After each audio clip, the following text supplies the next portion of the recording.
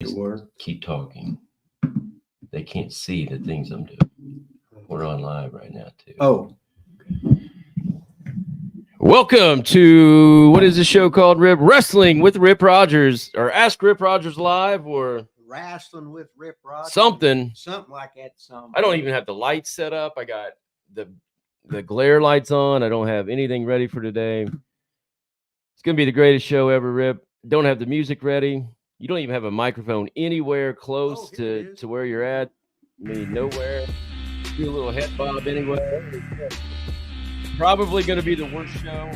Shit, this is going to be the greatest that we've show ever done. I've been doing so many great things on here, producing wise, and producing, directing, editing. Today it's going to be the beard's not bad. I'm talking loud in here, and I'm acting like I'm looking at you. You're not really for the people talking to me so much. You're talking to the people. There you go. For the people. All right. I for hope the people in the chat saves us today with some great questions, because I got absolutely nothing hardly ready at all. BSK, Buckshot Kid in the house. Hello, Rip and Vaughn. John Tucker in green, baby. All right. That's what he says too. Raleigh might be a new one there. That's Raleigh. Raleigh? Yeah, like Raleigh. Raleigh is North and South Carolina, whatever it is. Yeah, Raleigh. Yeah. Like Mayberry. Yeah. Mayberry RFD. They used to go to Raleigh. That was the big town. That's right. They go, and that's when Goma go, hooty hoo, hooty hoo. Mark Moore in the house. Rips the MFing man. I'm the uffing man, or the FM man, or whatever. He must not know you very well. Well, you know, what the hell, right? Clayton's in. He said, hello, gentlemen. They don't get any better than that. He's taking Big Al's line. Yeah, you can't take Big Al's line. Hey, we can work an angle over. Who do you think you are, man? Hey, Big Al. An angle on it, you know. Big Al Robinson's going to have heat with Clayton. Or isn't that that's what he says, right? Hello, gentlemen. Big Al. Or he just says gentlemen. Oh, it is? Okay, you're fine then, Clayton. You're in green, so it doesn't matter. You can do what you want. Gentlemen, right? Okay. Bobby Lopez in the house. Rip and Vaughn are over. All right. I've never been over with anybody. That's awesome. Oh, wait a minute. I knew this. When you was in the 7th grade, that fat girl in the 8th grade, and she would be tweaking you know what I mean. Okay. Anyway. You gotta speak up. Oh, speak up. Okay. I thought you did tell me about when she was tweaking her nipples, and that she had that practice bra on. What do you call it? Training bra. Okay. She was sort of heavy, but you know, that's when the Emmanuel Lutheran girls, they always ate too much, because they had that great basketball gym with the real floor. In St. Ambrose, we had the one that was the tile floor, didn't have any heat in there. We were the underdogs. The town was run by Lutherans and picking on the Catholics, but we beat them every time anyway. That's all. Well, I was there. He never did. Well, you know, we were the superpower then, the St. Ambrose Falcon superpower. Wow. So Mike Mondo's joining us at 1:00 today, Rip. 1:00, 1 p.m. Eastern time. Mike Mondo, Spirit Squad Mondo, WWE champion, I think he was. When he a tag team champion, right? He was probably multi tag team. He was main eventing against Triple H and Shawn Michaels, I remember as well. That's when they put him in the box and sent him back to OVW. Well, that was after he was main event with him. It don't matter. He was there. How young he was. Was it during the main event? He was. Can you imagine? Here's Mondo coming into OVW. Didn't have a contract or nothing. Worked his balls off. Become a great worker. Got the Spirit Squad gimmick. They worked the main event. That's right, the main event in Madison Square Garden. There's a Spirit Squad against Triple H and Shawn Michaels. Can you imagine? Here's Mondo being from New York City, and there he is wrestling in Madison Square Garden in the main event. Wow. Double wow. Just think of that. Mondo sent me a message yesterday that said that when he met me, he thought I was an asshole. Not very nice, is it, Rip? No, but you probably was. Said he thought I was an asshole and grumpy and dickhead. Something, yeah, a bunch of stuff. Oh. I mean, you don't have to just add on there, Rip. Well, I can just see Mondo saying dickhead though. Yeah, he was all fired up. So he's coming on today. He's all excited. He's jacked up. He wants the mind of Mondo is what he his gimmick. We'll call it that. the mind of Mondo, Rip. He's going to come on and tell us great things. Well, that's at the next edition, right? About professional wrestling. Yeah, he asked me about some girl wrestlers, about tag teams. I just kayfabe him, didn't I? Said no, I'll talk to him on the thing, because the ones he was wanting to know about, I hadn't seen him in tag teams. I'd seen him as singles, and then as a tag team, usually girls don't get it at all. It's a different it's a different world out there. All right. Let's see what else we got. We got G333333333. What? 3 ball. Are you still working for Triple H at OVW? No. I didn't know Triple H had anything to do with OVW. Yeah. No association with OVW by us right now. Rip, not training anybody. Triple H never really had much to do with OVW, right? I don't think he didn't want the boys being in redneck Kentucky. He wanted to go down and be in a cool place in Florida, and then he wanted the building could have 4 rings in it, so nobody's ever talking to people, Rip. Oh, the people! Yeah, you're talking to the people. For the people. Like you want to talk to them. Yeah, so we're over here. Me. We're over here doing a false tag or whatever. But I'm hearing. I'm hearing ring number 1 down there. They're doing the Tennessee stomp with their punches. It's just like ring 2. Ring 2's doing false finishes, and then ring 3 they're doing a hot tag or whatever. No blah idea blah what blah. You're talking about, but you're what? Because when you got 4 rings, when you got 4 rings in a building, you can't concentrate. And everybody else always wants to see what's happening. Oh, they're screaming over there. They're stomping their foot over there. They want to see something else. You can't fucking do that. Well, you can do it, but you get shitty. Your guys don't get any good. Not as fast. I have no idea what you're talking about. That don't surprise me. I have no idea what you're talking about. Mark Moore said Sting. Big announcement, Rip. Oh, shit. God, I wish I had that picture to puppy. I wish I was organized today. Man. So Sting went on, I think it was Wednesday night, Dynamite, or Wednesday night is Collision. Is that Collision? No, it's Saturday. Dynamite. The main show, Dynamite, I think. Okay. Sting announced that he came in some pay-per-view, I can't remember what it was, in 2021, and he's leaving AEW, retiring to never wrestle again at that same pay-per-view, whatever it's called, in 2024. So he's got 2024. Well, I mean, it's like 6 months. I think it's like 6 months away. Well, so he's announcing now he's retiring in 6 months at that pay-per-view. Oh God, that's right. This is 2023, isn't it? Well, yeah, it'd be 24 in like I forgot 2 months. I mean, okay, all right, okay, all the way in 2024, like 2 months from now. Wow. That's okay. Time. Yeah, I forgot what year it was. Yeah, so he's going to be. So they showed on TV it looked okay because they put all the fans, on one side camera. Yeah. Somebody took a picture from that side, showing Sting making his retirement announcement. The other side was completely empty except for like the first 2 or 3 rows. Now where was that at? I don't know. I have no idea. Completely empty. Well, for Sting's retirement announcement. Yeah, but it wasn't advertised. Sting's retirement announcement. I know, but still, you would. I mean, well, Tony gets. So you think that if they said, "Hey, Sting's going to announce his retirement tonight," then that side would have been filled up? I didn't say it was going to be filled up, but I was going to say there would be a whole lot more. This is your last chance, basically. Well, it was just the announcement. He didn't retire. Okay. I think that's why they're doing this announcement, so people will be there.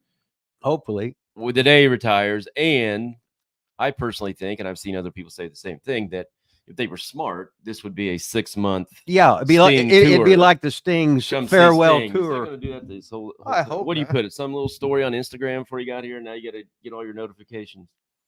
I don't know. It's probably all my. Oh my God. Probably got 92. I probably got 92 women and 87 mature males. I feel like this is exactly how it's going to be with my daughters in 7th grade. Their phone is going to be just like your phone.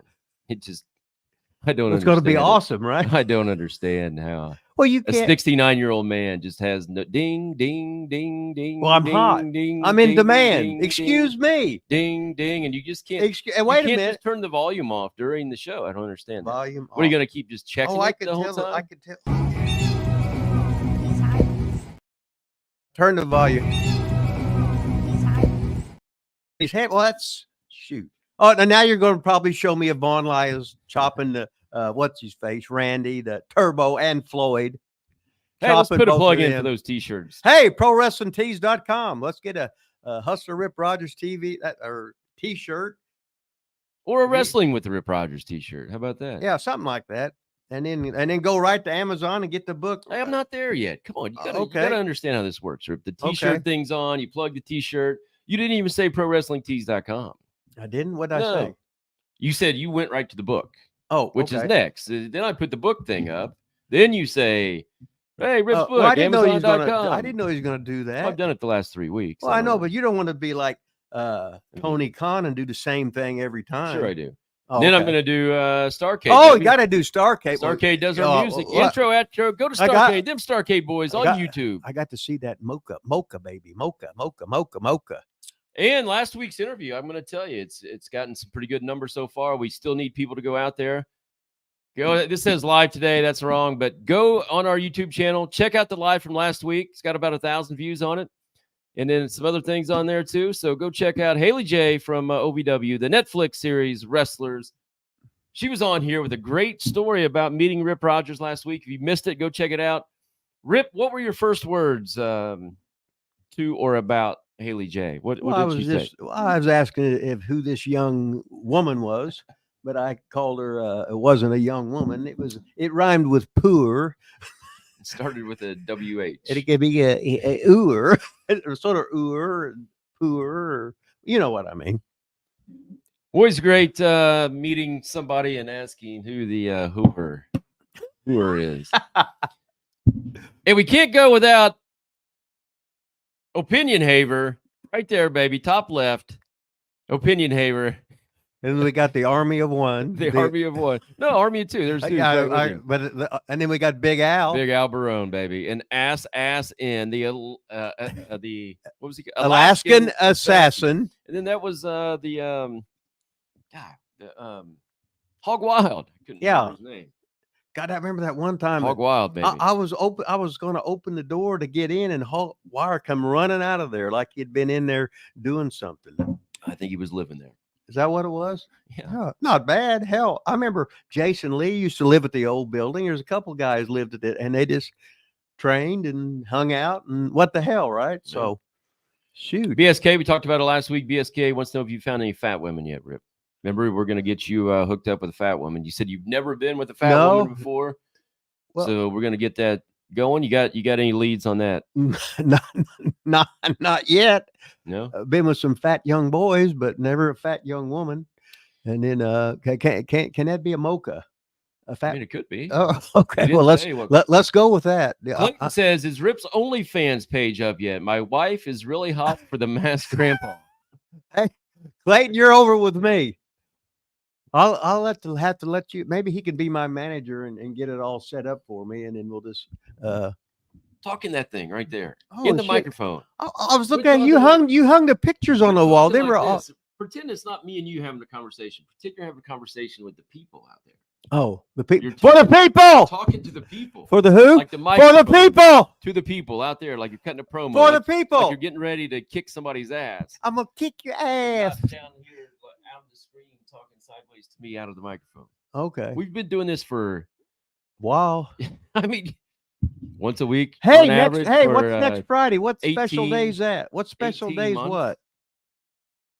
What's next Friday? It's not really my birthday. Oh, it's my birthday party. Yeah, your birthday party. So you're gonna be getting drunk. You think you're gonna be drinking on the thing here? It'd be way We're too gonna early. have the Hollywood hats out. We're gonna do the things go like a slithering tongue and stuff through the air and everything. We'll probably have a bunch of dancing girls on the table. Have some dancing girls in the ring. Maybe you have your daughters. Are you bringing them here? Don't talk about my daughter and then dancing girls at the same time. Well, they'd be little girls with Hawaiian ladies. Are you bringing them? I mean, you should do something for my birthday. You should be setting all this up. I guess I shouldn't I? Should be. Well, what'd you do for mine? Nothing. NUTHIN. Nothing. Speaking of birthdays. Oh, speaking of Dave birthdays. Channel, which is one of our members, Rip, says today is my birthday, Rip. I made it to 49. Holy shit. He's in the prime of life. He's the same age as Von Lilas.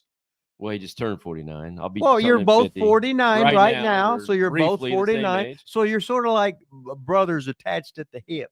He said, "Thanks for your contributions to the great sport of professional wrestling. I couldn't ask for a better way to start my day off tomorrow, which is today. Live, free or die, baby." So I don't know if Dave's in here yet, but happy birthday, 49. Today. Happy 49th. If he's got an old lady, maybe get laid tonight. Maybe get a little wee zank of Jay Arthur. Maybe.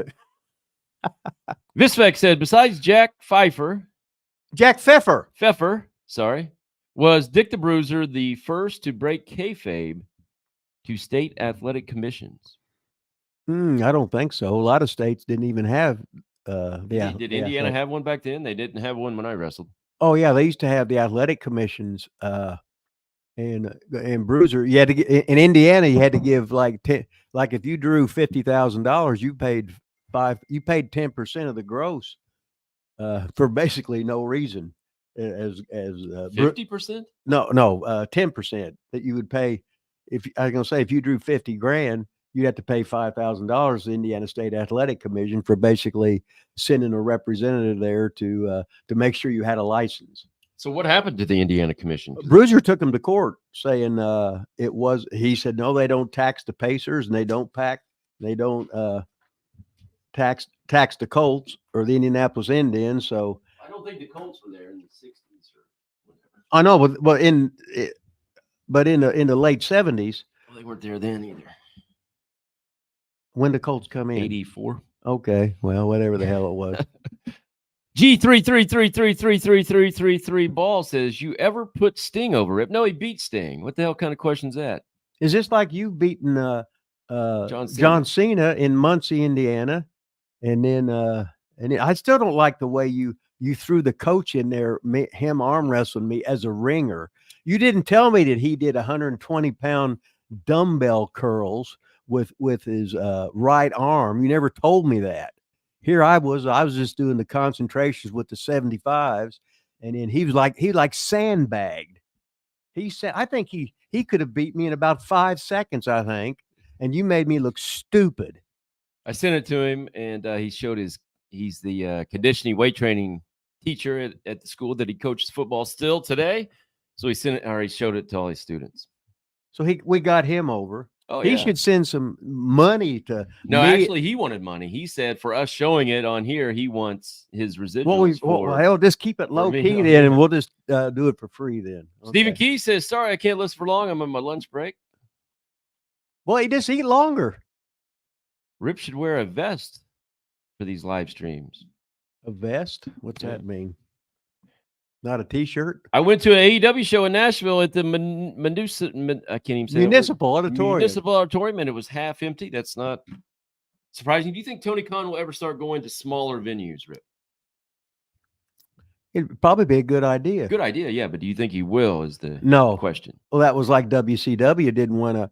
They wouldn't give me any advertising on the national stuff because they didn't want to let people know that they was in Seymour, Indiana, that they were in Shelbyville and Rushville and Connorsville and stuff like that. They would rather, as Eric Bischoff said, I'd rather lose $250,000 running the Astrodome than going into small town Indiana and let them know the stars were coming to small towns. I think the difference is back then, there was no internet. Right. They're getting killed right now with these pictures that get on Twitter from all these empty arenas. WCW, you never knew they were empty because they disguised it good. Well, there was no internet to post it on. Right. You couldn't go to Twitter in 1993 and put a picture of a half-empty building like you can now. Well, but you could go like that when they'd run Kansas City. WCW they would have everything would be on one side and everything was gimmicked. And I mean, that's what they do now. But I'm saying the national audience would not know that. Only that town would know that. Right. Okay. Now everybody knows it because everybody tweets it. Well, and then they put on the thing where the guy hit Bryan Danielson with the chair, but he didn't hit him with the chair. No, but that has nothing to do with what we're talking about. No, but I'm just saying. And it was him getting hit. Yeah, and you're going, oh, shit. Memories, baby. Italiano in the house. Ibsen in the house. Where did you get the shirt? I don't. Where'd you get that shirt? He says. Oh, from What you got on today? Ace's place. Yeah. Okay. What? What do you mean? Yeah. What is it? Who trained CM Punk? I don't know. Ace Steel. Okay. Yeah. So Ace's place. He sent me the Ace's shirt, so I'm wearing it. All right. Well, that's. Of course, I've had it on all week. So what the hell, right? Ace Steel. There is the answer to your question. Yeah, that's cool. Who trained CM Punk was Rip's answer to. Survey says Ace Steel. Okay. Does he have a page, Pro Wrestling Tees? I don't know who he is. Ace Steel or Rip? Rip does. Yes, we promote it every single week. ProWrestlingTees.com. Rip Rogers does have a store there. Ace Steel, I don't know if he does or not. It said a shirt. Oh, he said he said he called it a shrit, but then well, it's a typo. Typo. Okay. Yeah, I like it. I'll be typing something out and I don't proofread it, and it automatically changes shit all the time. I said, God damn. Get it so rough, Rip. Huh? I got it rough. So rough. Auto Prime of life, baby. Who was the favorite big man to see wrestle? Big Boss Man, Andre, Bam Bam, One Man Gang, etc., etc. Do you have a favorite big man that you liked to see wrestle? You didn't say to wrestle. He said like to see wrestle. Oh, any good big mans that you either wrestled or let me see, like seeing as a kid or just enjoyed watching wrestle? Well, when I was a kid, I liked to, or not a kid, but as a teenager, I liked to watch Andre because he had that big old afro, and he was babyface, and when he was young, boy, he was drop kicking, he was doing all kinds of stuff. He was really a good athlete and everything, and it was a big deal to see Andre the Giant, and he was like the NWA champion. Like he would come in for like Nick Goulas for like 7 days, and then he'd work all the regular towns. They'd jack the ticket prices, and he'd get 10% of the gross himself. He was such a good draw. But then he'd usually come there like once a year. But they had so many territories, and then he'd be working in Europe and stuff too. That Andre was just a great draw. That's all there is to it. I love seeing Andre when he'd come in on whatever channels I would get. All of a sudden, Andre the Giant to be on my TV. I thought it was nothing like seeing Andre. Talion said, Rip gets Yvonne, get some lotion for the microwave, but now I think I'll pass on that. Yeah, just 10 seconds, and then you're all it takes. Thoughts on the Berserker, Rip? He was a Bruiser Brody clone. Yeah. So I would have given him something else, but what the hell? He made a living, so he's still around, still kicking. See him all the time at different the fan fests and everything. It looks good. Did you ever wrestle the Gambler? No. Who was that? I remember him coming. Yeah, he was. He worked at the power plant there for Ole and Jody Hamilton. But who was in Atlanta? He, you know, I can't remember. I can't. Gambler wasn't Lombardi, was he? No. No. He was a gambler. He'd throw. Came out with the card or whatever. Yeah. Yeah. He was in the power. He was one of the power plant guys. La Quifa, I don't know how. Hey, might be a new person there. La Quifa. Hey, we need that one chick back that when we were going to Tennessee that accidentally got in our chat that day. Oh, said she was hot or whatever, or we need her back. Somebody in there figure out who that is and get her back in here. Remember that, Rip? I'm trying to think. So when we were in the back of the car, when Dylan was driving us to Tennessee and we did the show, it was like our most watched show at the time that we ever did when the signal kept going out. Remember there was some girl that got in the chat that she's talking dirty. I like that. Or whatever. Yeah. She was basically talking about doing a whole kinds of stuff that you shouldn't be talking about doing on the whatever, you know. Are you going to the Halloween Havoc show, Rip? Where is it? Oh my God. No, hadn't thought about it. Didn't know they had one. Who has it? I don't know. Okay. Is it on Halloween or is it on is it a Halloween show Halloween that's Havoc not on? Used to be WCW, didn't it? Yeah. I have no idea. Mike Bones in the house. What's your guys' favorite all-time match? If you had to choose one. Well, I got two of them. What you got? One of them is the Buddy Rogers Pat O'Connor match, 61. 38,000 people there, Comiskey Park, Chicago. Buddy Rogers wins the NWA heavyweight champion for Pat O'Connor, 2 out of 3 falls. And the other one was Ric Flair against Terry Funk and the I Quit match. Those were my two best match I'd seen on TV or on tape. John Tucker says the NWA took your advice. I didn't know that you had advice and signed 2 TV deals. Details to come, Billy Corrigan says. Well, that's not where they signed with CW? Mm-hmm. I didn't remember you saying they should. Did you say that? No, I didn't. John Tucker's in green, so yeah, Rip said it. Oh, if I did, I can't remember it anyway. I might have said it accidentally, worrying about what different. We was looking at nationwide networks wars like CBS, NBC, and then the WB or whatever. I might have said that. If I did, it was all an accident. Stephen Key said, I'm going to tell my boss, the hustler Rip Rogers, said I need a longer lunch break. That's right. You need an extra at least 15 minutes. Extra long lunch break. Hey, it's that time in the show, Rip, that we go and check out the King Carl, everything that he's done in his life. Okay. I don't know if you know this or not, Rip, but this is Seymour Tribune here. Well, let me see. Have you ever seen, I don't know if you know this, but King Carl had books and film strips that he wrote. He wrote a couple books. Have you ever seen? This is in the Seymour Tribune. Freelancer Carl Von Dillion Jr. Look at that tie and that shirt. This is definitely promoting his Have You Ever Seen book. Definitely in the 70s, wasn't it? I think it would have to be the 80s. I would say early 80s. Well, you know, the King was going to be a few years behind on the dress and everything. We got the Madras this and the early 80s. Okay. And then we got one more for today. Look at all those guys left though. So last week we showed that he was the home run king. You called bullshit on that, but he was the trophies. He was the world's great. Well, he probably he was the world's greatest little girls coach too. There's Julie right there in the top middle. The Queen Kathy, King Carl, champions. It says down at the bottom, you can't see it. Champions of junior league softball or whatever. Is this Emmanuel? Oh, softball. They didn't have Emmanuel. They didn't have softball. Oh, I don't know. You don't remember like the junior league, senior league, teen league? I did. I didn't hang out with that stuff. You didn't play baseball as a kid? I played. Well, see, we didn't. Yeah, we played baseball at the boys' club, and I played little league. Well, little league. That's what that is. Little league. But St. Ambrose didn't have a team. Well, they didn't.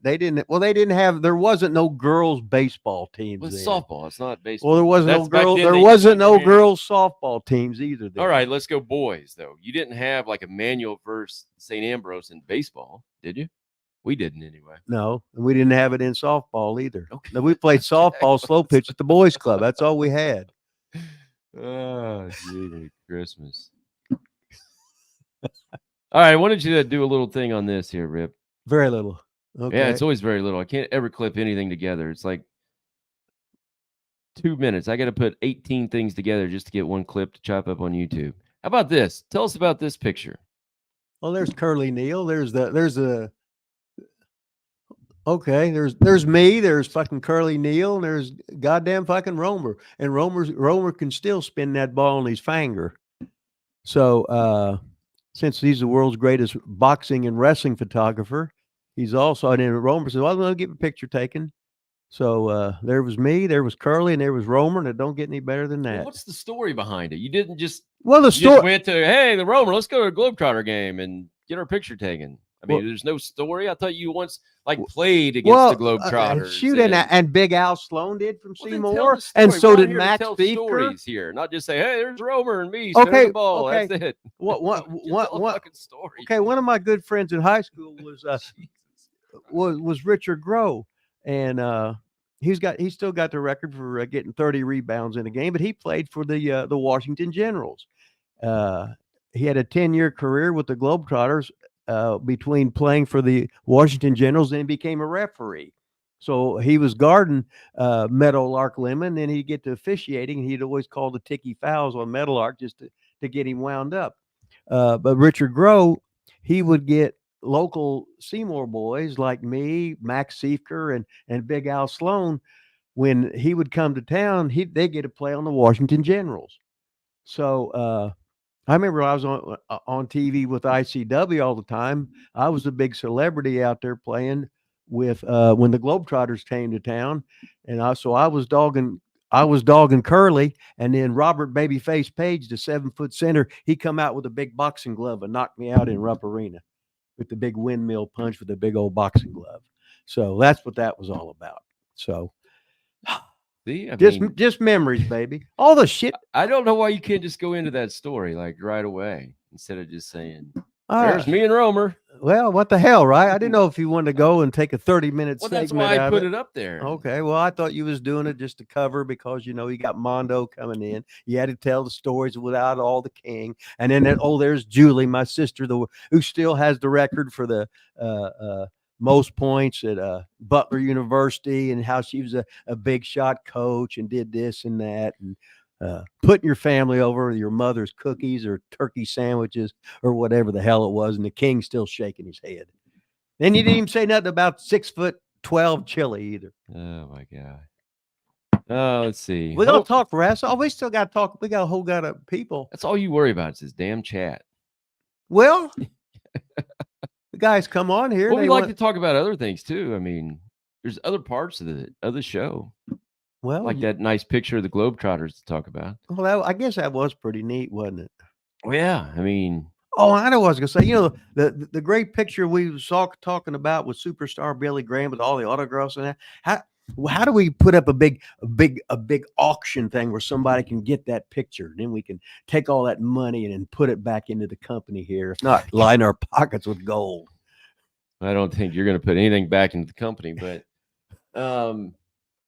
I don't know. eBay? I don't know how you do it. eBay? Well, you're supposed to know all this shit. You're the producer of the year, director of the year, husband of the year, father of the year, and all that other stuff. Go on vacation every other week, out of the country, in the country, jet setting everywhere, being 6'5", and thoughts on Luna Butcher and Mad Dog Vachon, Rip?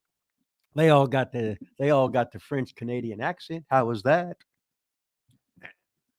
Can you expand on that at all? I mean, Mad Dog Vachon, did you ever wrestle him? No, I was on some shows with him, and then Mad Dog, he was jogging years ago, and he got hit and run by a car, and he had to get his leg cut off. I remember that. But Mad Dog Vachon, he was great because he had his teeth knocked out, and he was on the Canadian, I think it was the Olympic team. He was a wrestler in the Olympics, the 1948 Olympics. So Mad Dog Vachon, he was a badass. He was a tough. So is Luna their sister? I guess I didn't even know that. I think that was the daughter or his brother's daughter. I think it was, or maybe it was a little sister. I get confused. Shit, I'm so old. Today at 1:00 in 27 minutes almost, Mike Mondo.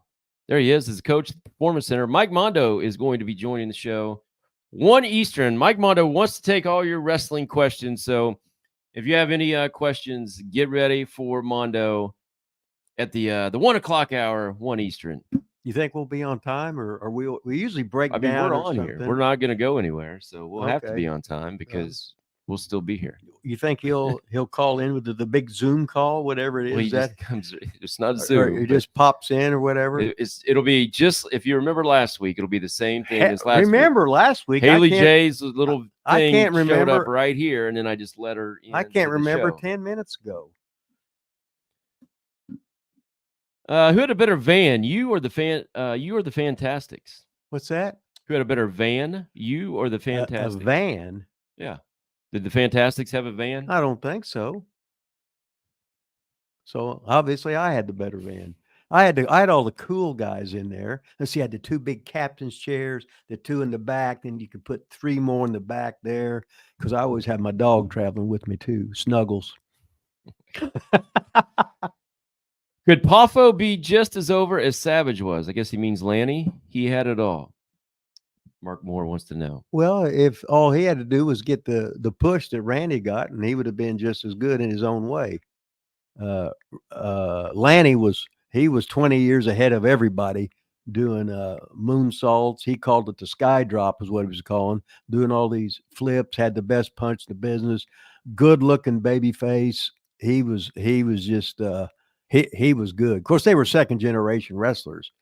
And then Randy was just Randy, so he was a freak. I mean, Lanny was good, but do you think he would have ever been like the promo or the charisma or any of that I think personally put Savage like Oh, Randy was 1 in a million. He was or 1 in a zillion. That's what I'm saying. Yeah. My personal opinion is, and you're way smarter than me, that if Lanny had the same push as Randy, I still don't think he would have been as over as Randy Savage was. Well, if Lanny was a babyface, they was portray him as the white meat babyface, and just a nice guy or whatever. If he would have been you got to remember when he broke in, he was doing the poof gimmick. He had the ice white hair down to here, and he was doing the effeminate gimmick, and he would just.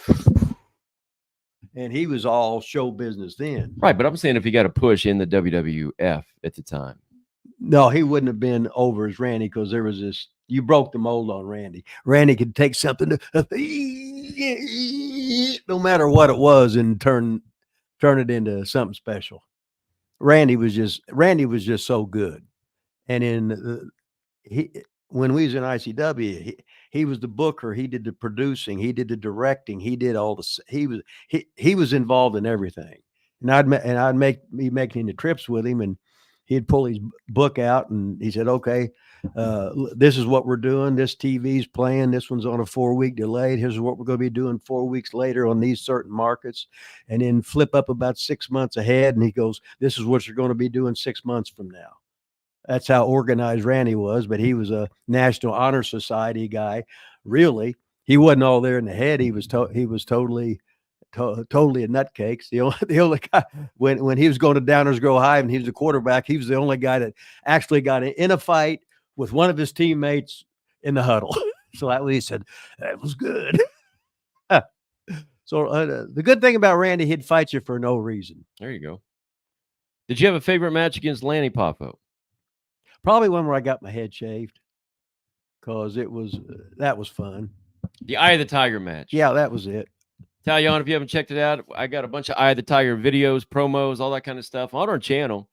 And the entire Eye of the Tiger match is on our channel as well. You can go check all that out. It's Rip's favorite match with Lanny Poffo, so go make sure you watch it.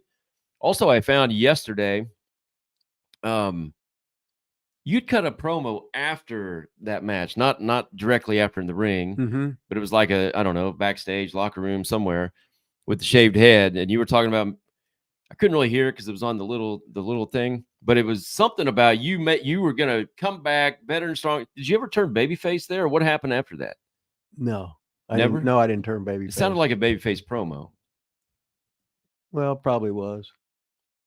Never were, though? Did you take time off after that, or did you wrestle? No, I worked in that. No, then I put the mask on like Buddy Rose did. Oh, you did? And I'd work. Then they'd pull the mask off, then I'd be bald headed. You know, with Buddy Rose, they'd always go for the mask. They go for the mask. They go for the mask. Finally, when they pulled the mask off, Buddy had a full head of hair, so the people never really got to see him with the shaved head for months until it was time, and then all of a sudden he was back to being the Playboy again with the ice white hair. Todd Alexander, any stories on wrestling in Paducah, Kentucky, and Sally Pocock? That's who Lanny was married to. Oh yeah, yeah, Paducah, Kentucky was a great wrestling town. We probably went there on the average of twice a month, but what we would do, we'd usually do a Friday, Saturday, Sunday show in Southern Illinois or Western Kentucky, because we'd make a 3-day loop out of it. So a lot of times we'd have a split crew, or sometimes it'd be like 6 of our guys and maybe 2 locals up there. They get to work 3 days. But Paducah was a great wrestling town. I remember the first time we had wrestling in Paducah, we had over 500 people in the Armory, and they wouldn't let any more people in. So that was Paducah, Kentucky was a great wrestling town. But we had 2 TVs there. We had the WISIL Harrisburg TV and the Marion, Illinois TV too. So it was double hit. So it was always good there, and it was a gold mine for us. That Southern Illinois was. Kill City Cup in the house. Go check out Kill City Cup. Me and Rip, what was it called? Did a little reaction to Kill City Cup, the movie. All the top stars were in it. Kill City Cup says 7,000 subscribers. Your member is swelling. Your member, Rip.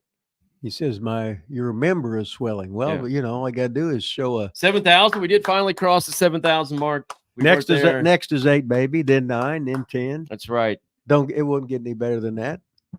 So thanks everybody subscribing. You know, while we're there, you might as well, if you're on here right now, go subscribe to Wrestling can't even say it. Wrestling with Rip Rogers. Subscribe right now. Go right now and subscribe.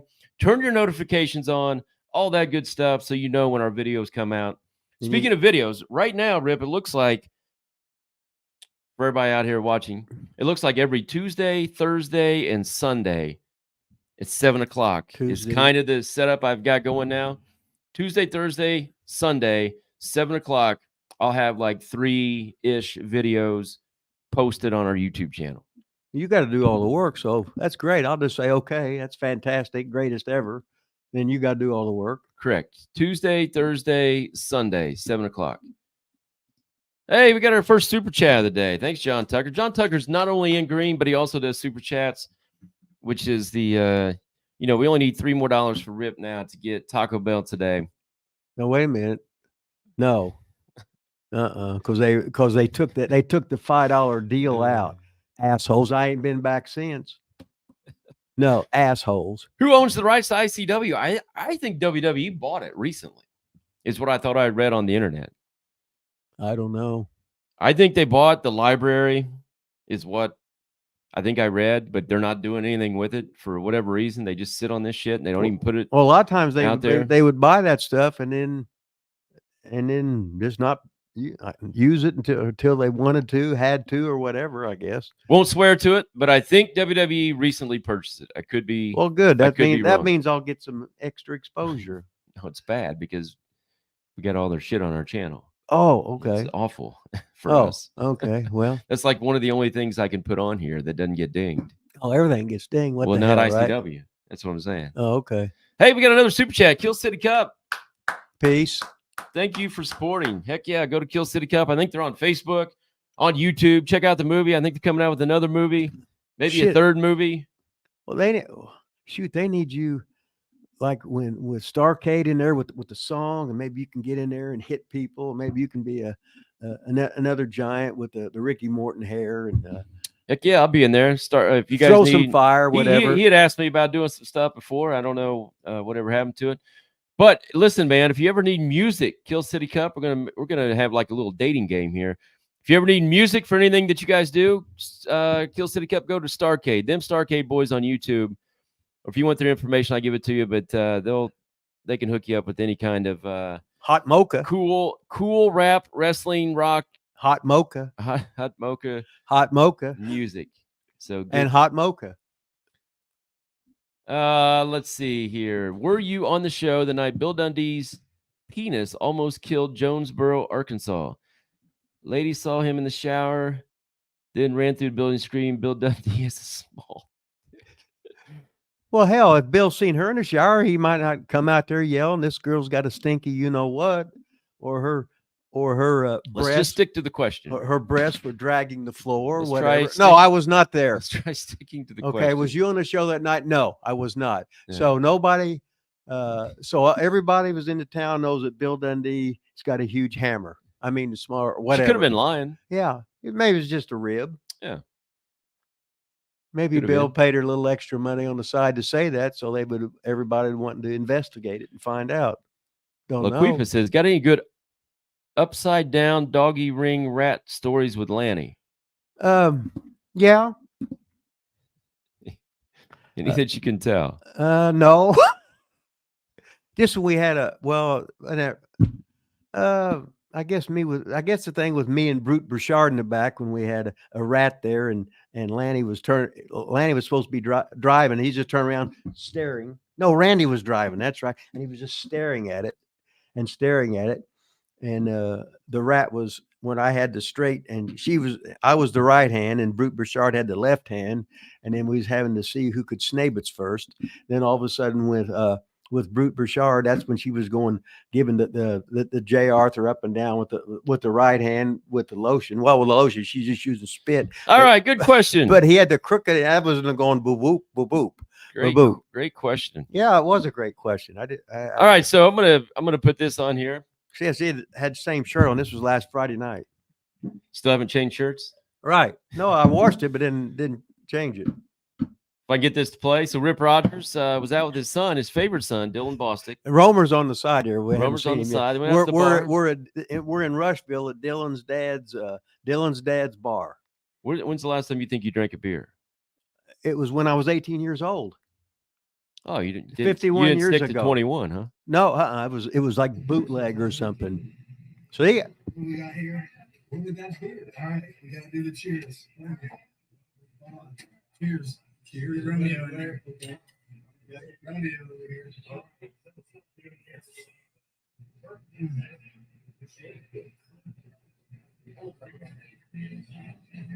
I guess I'm mature now. I don't taste bad. I got you a good taste of beer. Got you a good taste of beer. Yeah. Holy shit. He likes it. Now I'm gonna get a heartburn. Now easy. Yeah. Yeah, easy, Ripley. That was only 51 years ago. I guess it was a little fast. Right? Wow. How do I get this thing out of here now? How about that? 51 years ago since Rip's last beer. Yeah. How was it, Rip? Did you get a buzz off of it? No. No? No. Did you drink a second beer after that? No, it'd probably be another 51 years before I do the next one. You think you'll be around at age 121, 120? Might prime of life, baby. Prime of life, baby. Prime of It life. don't get any better than that. So what got you going on the beer? Why'd you drink a beer? Dylan bet me $50 I wouldn't drink a beer. And did you finish it? Why didn't you just show why didn't you film it until it was gone? I think the video should have went until the beer was totally gone. Because you got the 45-second thing on the thing, or it was going to get cut off or whatever. Oh, what thing? What are you talking about? When you're doing a video, it can only go 45 seconds. You well, I did put it in. You can shoot a video for as long as you want. Yeah, but then it'll trim it or whatever. So I put it on Twitter. See? Oh, I can do videos longer than that on Twitter. Oh well, I just put one up the other day of you or whoever it was, and it was minute and a half or something. Oh yeah, was it with a male or what? No, it was you. Oh, what was I doing? It was our show. Oh, okay. Somewhere. Minute 52. Okay. The arm wrestling thing. Oh, I put the whole arm don't wrestling put that thing on there where he lured me into that. He put the whole arm wrestling thing on. In Muncie where you was over and you beat John Cena and he goes out and you got that little skinny arm football coach. Tony Falk, king of Paducah. Yeah, Tony. Yeah. That's where he's from? Yeah, him and Crybaby Edwards. Crybaby Edwards was really the king of Paducah. Crybaby would run box office. He'd wrestle. He would do he'd do a referee. He'd help at the ring. He was a smaller guy, so you always wanted to stand next to him because he made you look bigger. It was awesome. Here's a good question, I think. Was Mark Moore, was ICW Rip's first TV exposure?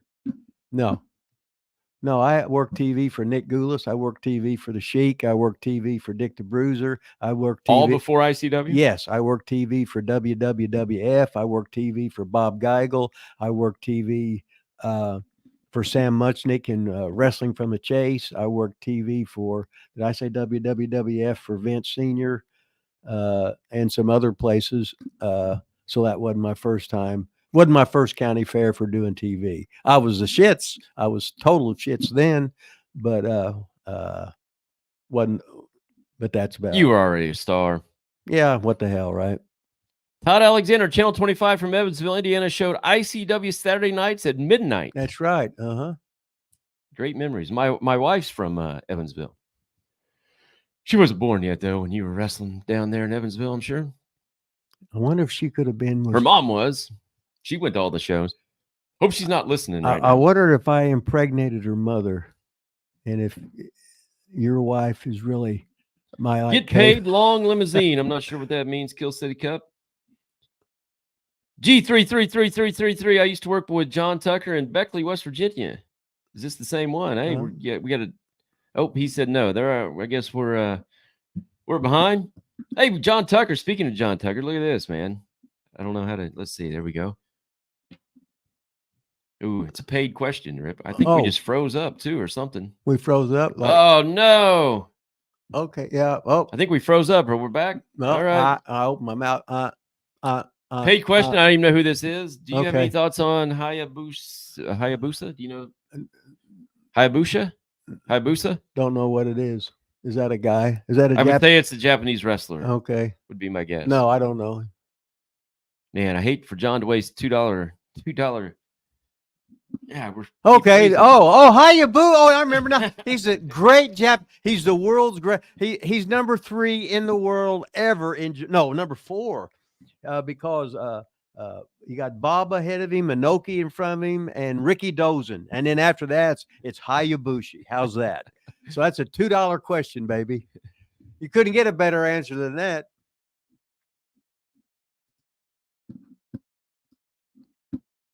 Sorry, John. God, I think are somebody in the chat, are we freezing? Are we on? My computer keeps freezing. I don't know if we're freezing for you guys. Somebody in the chat, tell us if we're. Did you pay your cable? If you bill can see us or not, if we keep freezing or not, what this thing's looking like. Somebody help us out here, please. Making me sick already. I used to work. I don't know what that means. Used to work for T Weasel in the house. Don't put him over. T Weasel, baby. Don't put him. No. Best there was. No, we got no. If he ain't in green, we don't know. We don't. Best there ever don't will put be. Manny the Weasel Valverde over. That he was one of the Seymour Punks, and he took the trailer jack, and then that's when you got slammed and you got slingshot into the ring and everything, trying to save my ass. Trailer park beating the shit out of me. You got the leg drop, and Manny got the leg drop, and all kind of shit was happening. All kinds of shit was happening there. Don't forget, here in 8 minutes, Mike Mondo from the Performance Center in this picture. Mike Mondo will be in the house. I keep hearing your phone. It keeps dinging. Yeah, I just turned it off. And you're just like a little girl with your phone. Got to have it dinging all the time. I tell you, he's what? You tell me what? I'm telling your phone's dinging. I'm not dinging, talking about dinging. you. I'm talking about. Hey, I went through some old photos of our. Oh my God! Photos. That was for Nick Goulas. So I want to start bringing some of these back to this live show, because if you guys don't know this, back in the day, we used to do 5 photos. 5 photos from Rip's phone. It was a segment on our show before we started going live. So I'm going to go back through some of these because they're like a year ago when we used to do this. Mm-hmm. Bring some of these back. If you could give us a little breakdown on this photo right here, Rip. This photo right here. That's you and Lanny Poffo. That's what I was in Nashville working for the legendary Nick Goulas. I'm talking loud. I'm looking at the camera here, and you're microphone, in the microphone. For the masked grandpa or whatever. And that's me. And Lanny Poffo, he's consoling me because I got the shit beat out of me. This is what it was. Where was it at? In Nashville, Tennessee, working for the legendary Nick Goulas. Now, did the Poffos get out? So was that during ICW? After ICW, were you allowed to go other places during ICW, or how did that work? Well, this was before ICW. Okay, was it? Yeah, that was in 1977. And then in 78, I went with the Poffos to the Maritimes for the first time. And then we went back, and me and Randy lived in Lexington, and we made our ICW tapes in March 13th, 1979. And we started the ICW territory, and we just lived in Lexington. We made that like our headquarters.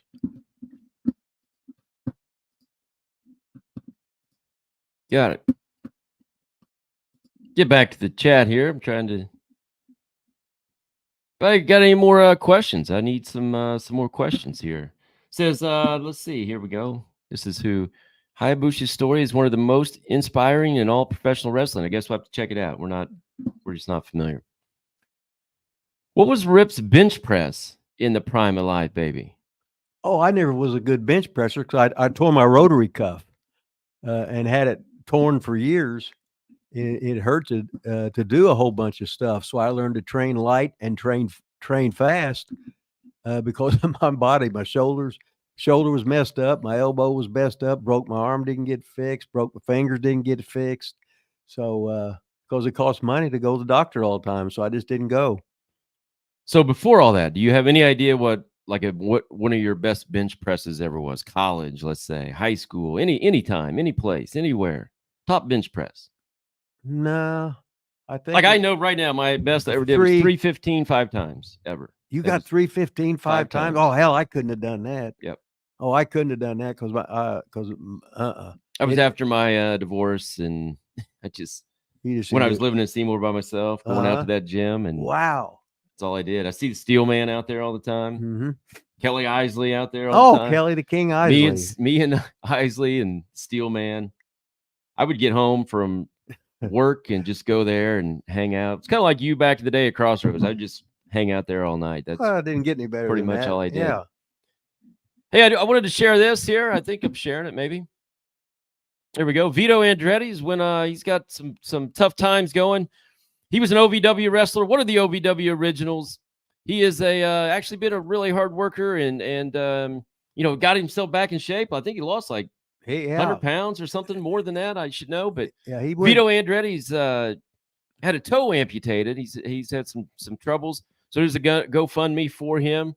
I'll post it on my Von Lilas Facebook page. If you're not friends with Vito Andretti, I'll post this link on my Von Lilas Facebook page. If you don't follow me on Facebook, go to Von Lilas, follow me, and then you can see this and help out Vito. He was one of the Pawns of Destruction, Rip. That's when I first knew him. Well, this is when it was Vito and Guido. They were the auto mechanics. The mechanics? Yeah. Yep. I liked them as the greasy auto mechanics. Yeah, the greasy tag team auto mechanics, Vito and Guido Andretti. And then I remember when they were under the hoods, they were the PODs, Pawns of Destruction. Pawns. I think it was either pods or pawns. I think POD stood for pod. Yeah. But I think it was pawn. Uh-huh. I remember it was like a lumberjack match or something, and you were in it with like Trash or somebody, and they're all around the ring, and the pawns are out there. I get to it. The pawns are out there. Okay. I'm on a story right now. And you point to him and says, I know who you guys are. Okay. I don't know. It's just funny. Go ahead. Just go ahead. No. Go ahead. No. Never mind. John Tucker had a big question there, and I was going to answer it. Well, I'd say, "Oh, good, John." John Tucker. Just, if it wasn't for John Tucker today, we'd be broke, Rip. John Tucker is. Well, I'm broke this now, all by himself. Keep it coming, John. Have you ever seen the Andre the Giant versus Chuck Wepner match? Oh yeah, it was great because Chuck Wepner was a big guy. He was about 6'5", and it was the big. It was the original boxing versus wrestling match. It was going to set up it was the Ali against Inoki fight. It was going to set it up to that. So I remember Andre gave him the big headbutt, and he went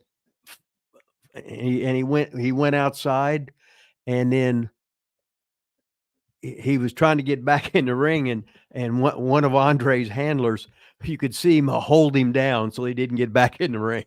Like on a shoot? Yeah, just to make sure, because Chuck Wepner, he was just going through instinct, right? He wasn't going like the rest like a regular wrestler, so he just went out there and get his ass beat all the time or fight you to death and didn't give a shit. I guess I don't know him. Chuck Wepner was he was a big star. Was he? But busted no. Well, you have to watch it on film sometime. But him and Andre was it was the boxer versus the wrestler, and then Inoki had to fight with Ali. And Ali made like $3 million for something like that. Threw about 15 punches. It was boring as shit.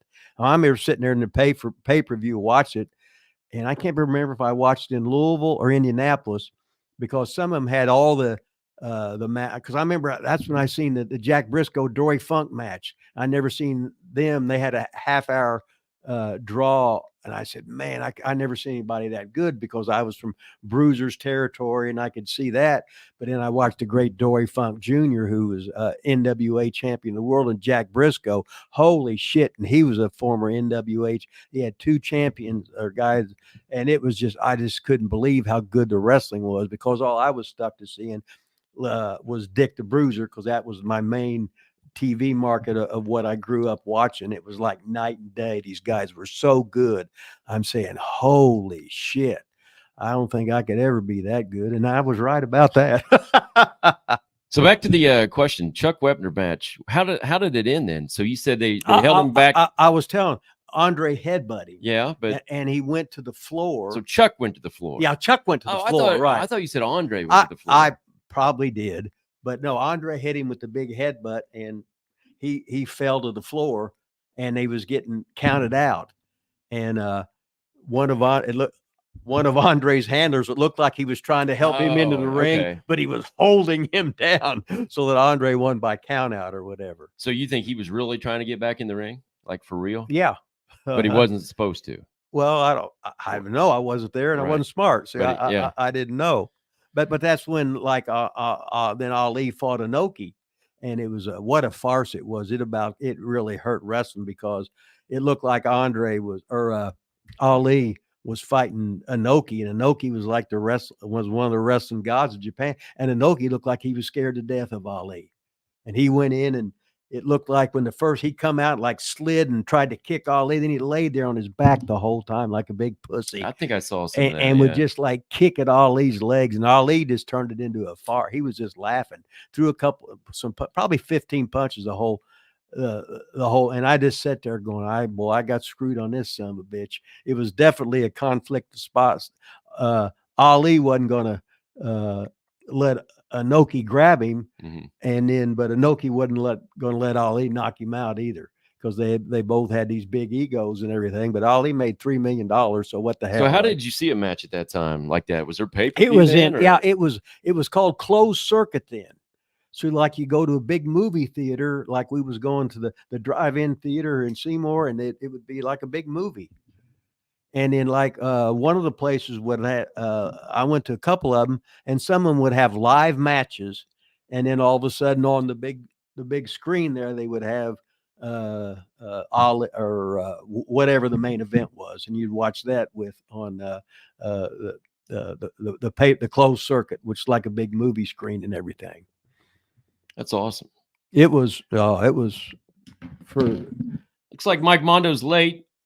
Imagine that when a Rip's protege is late. I just can't believe that. Oh, well, all of a sudden it was all Mondo. He was all over, and now all of a sudden he's my protege, and then all of a sudden it's my fault that he's late. Hell, he's probably got his bottle of lotion out, lost track of time, couldn't remember if he was on Eastern, Central, or West, or whatever time he's on. Do you remember Buddy Rose's turtle's name, Rip? Let's see, the dogs were Pepper, Pretzels, and Pebbles. And Pepper. Every time I go, they'd try and bite me. And then they were the weenie dogs. And he might have done it like Cuff and Link, because Buddy Rose was the big Rocky mark, and Rocky's turtles were Cuff and Link. If you remember that, so I'll go with that. Because Buddy loved his Rocky stuff. Manny the Weasel Valverde said T Weasel personal best 275 bench press 1 rep Crossroads Gym. What's that? T Weasel. Don't put him over. Do you think he really benched 275? No, hell no. I say not a chance in hell. Oh yeah, it was Gorilla Monsoon was with him, and Monsoon held him down. That's what it was. Oh, what? I knew it was one of the handlers, but I couldn't place who it was. And then that's right. Yeah, Gorilla Monsoon was the one. Yeah, there was a big brawl too. Yeah. Thanks, John Tucker. John Tucker said he had a good week. What is that, John? Gambling? Are you a football gambler? Because if you had a good week last week, you must know a lot. Because I got killed last weekend, and everybody I knew got killed too. So you must be on the smart side, I guess, man. Awesome. G333333333 ball said, Rip, have you ever thought about tank tops when having non-female guests? I don't know what that means. Well, he's wanting to see some titties hanging out, from the front or through the sides, or like that. That'd be a good idea. So you work for Cornette, grew up in Smoky Mountain. Yeah, he was with Cornette. Some shows on Smoky Mountain. Thoughts on Deanna Purrazzo, Rip? Oh, she's great. As a matter of fact, Damien, I used to bring her and Damian Adams. She was trained by the great Damian Adams, who's trained a whole lot of the girls wrestlers that have got full-time jobs in Impact and WWE.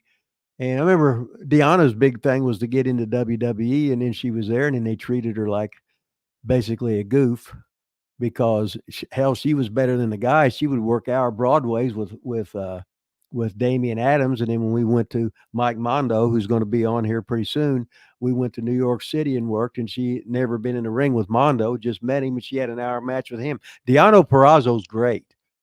And then she said she got treated like a fluff model or whatever when she went to well, she said that they put her in the beginners class. Yeah, and this girl been like working on roles and shit. Yeah, this girl been working for years and having our Broadways and everything, and she was so much better.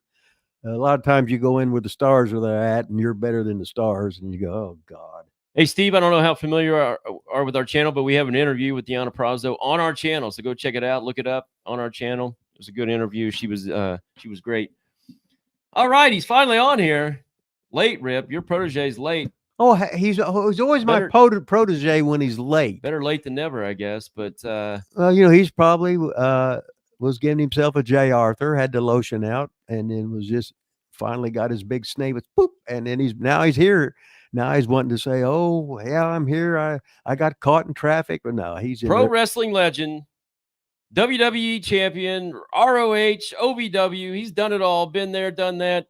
Worked as guest trainer, I know, at the Performance Center as well. And then he sends me all this shit that he wants me to just put on as an intro for him, just right here live, like I'm doing nothing else. Mike Mondo in the house. Welcome, Mike Mondo. You hear that, Dad? You hear that? I'm on the show. You hear that? I hear that. All right, Dad. Here we go. My dad got the whole intro and everything. I'm happy to be here. Here we are, guys. Let's rock and roll. Hey, why are you late? Why are you all these minutes? 2 minutes. 101. I was in. No, 102.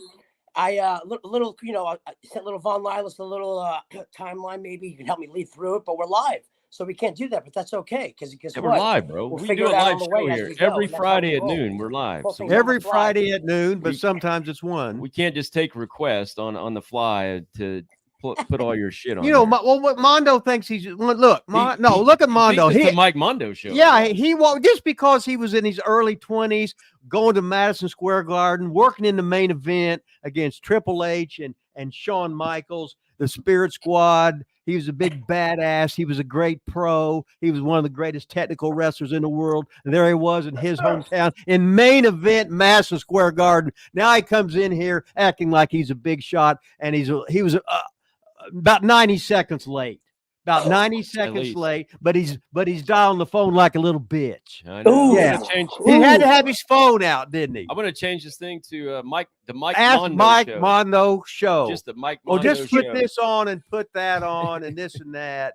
And I'm just going to take over your show, thinking he's like Kenny Bolin Jr. or something. Kenny Bolin Jr. That's perfect. Well, I guess if you guys didn't get the memo, guys, I guess if you didn't realize I'm entitled and I'm that over. Oh, you guys know that or no? Yeah. Holy. The hashtag's been "You're not that over." Mike Mondo, you are over. Oh, he's over. OVA. Yeah, I meant that in the absolute not seriousness way possible. Oh, you're cool, man. We're just giving you shit. Because there will be somebody that thinks I'm serious. I know.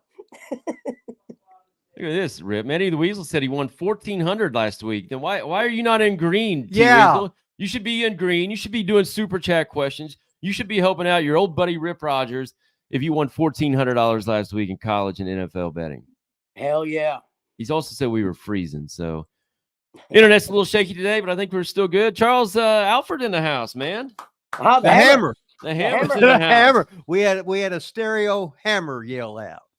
Hammer's in the house. A lot of Mondo fans coming in here. So if you guys got a question for Mike Mondo, yeah, and put bring them me in the the good chat. questions. Bring me the real. Pick the Mondo brain here.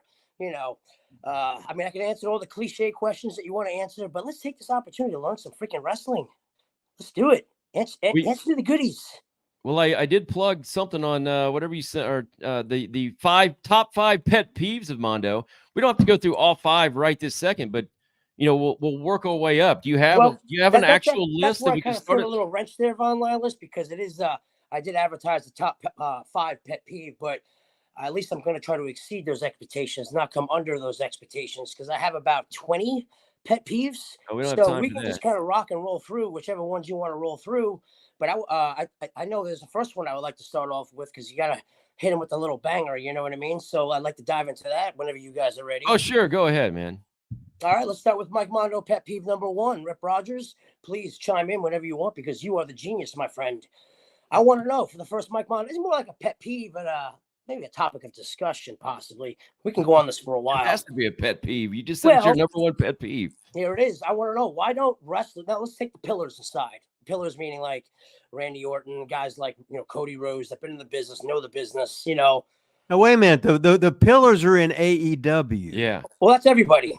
Well, they had Darby and who else was it? Jungle Boy. And oh my God, that's okay. We'll get there. We'll get there, guys. We'll get there. Let's start with chapter 1. Okay. Why don't wrestlers know how to work TV properly? I don't know. Well, do they not? Now there's a lot. Now let's forget about moves. Let's forget about psychology. Let's forget. Well, they've done all that. I forgot about those. All right. They've already done all that. We can tap into that later. But I want to know right off the bat, why don't guys know how to work TV properly?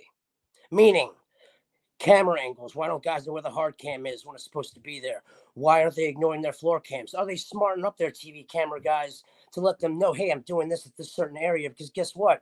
I don't care how pretty it is or how great it is or what kind of impact or over you might think it is. If the camera guy doesn't get it, it don't freaking matter. So that's on the director. That's on the director. Well, yes, but it don't hurt to cover all your P's and Q's. You know what I mean? All right. Can I throw my 2 cents in? Yeah, you're the coach, man. Hell yeah. If stuff's too perfect, it's obviously phony. True. Okay. I want a rough cut. I want a strange angle. Like the guy had to work to get this shot. And now you can see the bad guy pulling that gimmick out of his trunks, even though he's trying to hide it. And the camera. I don't want to look like I'm working. I want you to have a match where it doesn't look like you're trying to work to the goddamn camera, because that's what everybody else is fucking doing. Sure. That's how everybody else could do. Oh, they got all their big shit in. Well, shit, all these guys, every time they was trying to do it, they was hitting him with a glancing blow. He missed him on the punch, but the guy didn't fucking sell it. Their match is like fucking real. Because now the workers are working the goddamn fucking workers. The people that think they're smart, all of a sudden, this didn't make any sense. Well, all them other matches was too smooth. Anything too smooth is too goddamn fucking phony. How many pancake blocks you see in the fucking NFL? Yeah. Right. How many times does a 3-pointer go in swish? Right. So the whole thing is as you start the business, you think it's supposed to be this way. Then you're big executive, you think it's this way, but you ain't never had no goddamn fucking matches. So the guys running the goddamn shows are basically fucking marks. They're not fucking wrestlers. So that's like the thing we watched on AEW when they hit the goddamn ring post with the fucking chair, and the guy fucking sold it. And it was so goddamn embarrassing because they show all these botches on the fucking internet. Let's help kill wrestlers again. And then we got goddamn Tony Khan telling him to hit him with the fucking chair in the goddamn leg, whatever. If you can't do it yourself, fucking Tony, don't tell him to fucking do it. That's something I always respected Vince for, is he wouldn't ask anyone to do it unless he did it first. So, right. You know what I mean? That's the way it's supposed to be. Absolutely. No. So here, Mike, I want you to do this just like this. I just showed you how to goddamn do it. Now practice, son of a bitch. Yes, don't.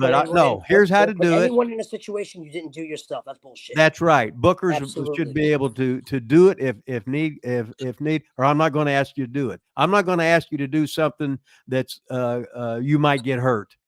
Yeah. We're doing simple shit. We're going to sell each other. Let's just sell whatever it is.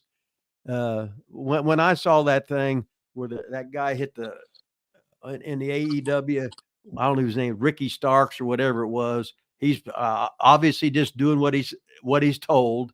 worrying about camera angles and this and that. Well, just do it right, and you don't have to worry about it. And if you can't hit a guy with the chair right, then don't goddamn do it. That's on the booker. That's on the owner or whatever. If you can't do it right, don't fucking do it. Have a different have an alternative to it. Because all he wanted was to sell the leg. That's all you needed to do. Mm.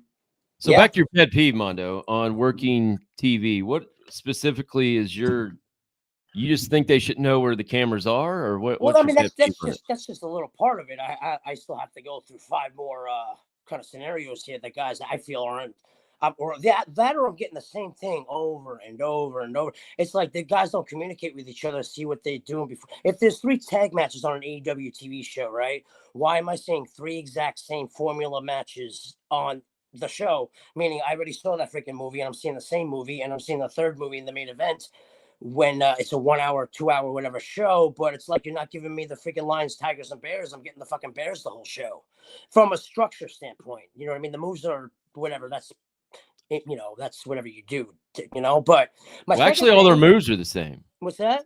Actually, all their moves are the same in AEW matches. Well, yeah, and that's another topic of conversation because the innovation or whatever is great, but it's who you are, why you're doing it. You're not giving me the why you're doing it because it's not making any sense to me. There's a disconnect. You follow? So the book's not making sense. You're going all over the place instead of freaking telling me a story in a freaking nice, timely manner that builds to a freaking climax where I get the pop instead of working for fucking sound. And because guys go ooh or ah, I think I got over. No, you didn't get over. You know what I mean? If anything, it might be a what the fuck factor. Or that was so stupid. I'm gonna react. Oh. You know what I mean? But it's not freaking correlation where it makes sense. It tells a story in a logical manner. You know what I mean? Where you're not insulting my intelligence. Like if I take a Canadian destroyer and get up and just fucking no sell and get in your face, and that you give me a Canadian destroyer and I get up and no sell, what the hell are we doing here right now, guys? Well, I watched Orange Cassidy take how many? I saw that clip. That's why I'm saying that. Yeah, we did. Yeah. Oh, that's insane. You're taking the most devastating move in professional wrestling, a pile driver, a move that, if educated, guys get carted off and we're out of freaking how many months or years, whatever the hell it is, before they come back. Now, granted, okay, okay, Mondo, I understand. You got to get with the times. It's not what it used to be. No, you don't. Right, you know what, though? No, you don't. It still can be respected. And instead, you're freaking you're impaling a guy's head and telling, but guys sell a chop then? You know what I mean? Like, what the hell? But they don't. How can you take a super pile driver? So really, you're taking a pile driver, you're freaking putting it on steroids. So it's a flip super pile driver. And then you're getting up when you look like freaking a guy that's, I don't even want to go there. But let's just say you don't look like a skinny fat nerd. Athlete, a skinny fat nerd. A skinny fat nerd. Okay. That being said, and you get up and you freaking no sell and then get in the guy's face. Like, who do you think you are, brother? You know what I mean? Like, okay. Yeah, but they did it to each other. So they're both no selling. It's not like one guy's just not. Where's the logic there? Why is that okay? Wait a minute. Okay. Who was that with? It was Orange Cassidy and somebody else. Okay. All Orange is doing is getting a check. And he's doing that. He's doing as he's told. It's all on Tony. Everything is on Tony. Timeout. I don't think he's doing what he's told. They just want to do that. Tony doesn't say, hey, go I don't think he knows. I don't think he really knows. He's putting the guys in charge. Like, you have guys that are there that are producers. From what I understand, I dealt with and were very, like, guys like, and I'm not shitting on anybody, but you have agents like Arn Anderson. Isn't he there? Isn't Tully Blanchard there? Guys that drew money that know what they're doing. And it's just like, I understand the gimmick. It's like, maybe you just want to get your check and you just like whatever. But I think those guys have more passion and I think they respect the business more, where they, why don't you pull a guy aside and be like, hey man, I understand what you're doing and you're getting the reaction and you're getting what you over, and that's, whatever. But why don't you try it this way and then give them a solution where you can still get your shit in, do your freaking thing, but at least show some logic and not spit in the, the face of like, come on, like that, that's, you can't possibly think that's right. Guys, you've been doing this fucking for years longer than I have. You know what I mean? And it's just like, why is that being allowed? Why is that being done? If it's just to collect a check and because I just want to go home with my family and get richer, then that's fine. Just say it.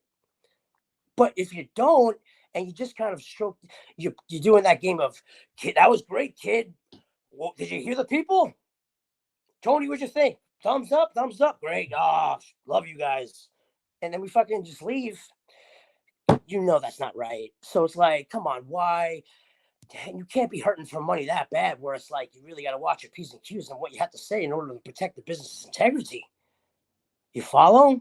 So why are guys like that, of that nature, of that status, not because I'm broke, but I love and respect the business, and I'll say things the way they are, despite what I'm saying right now that may hinder me.